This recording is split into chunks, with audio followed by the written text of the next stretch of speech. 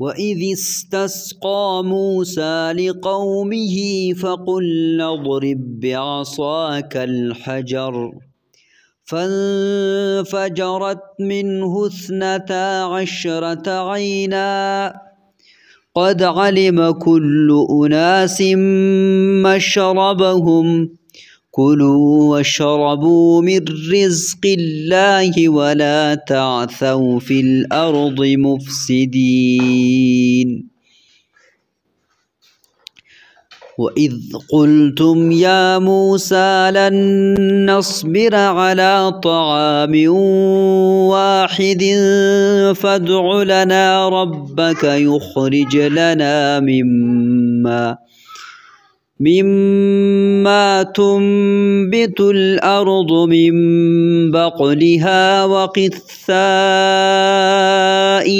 وفومها وعدسها وبصلها قال أتستبدلون الذي هو أدنى بالذي هو خير اهبطوا مصرا فإن لكم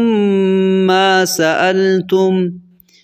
وضربت عليهم الذلة والمسكنة وباءوا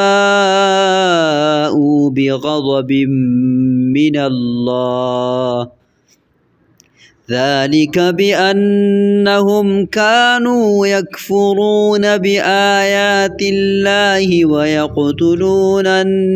النبيين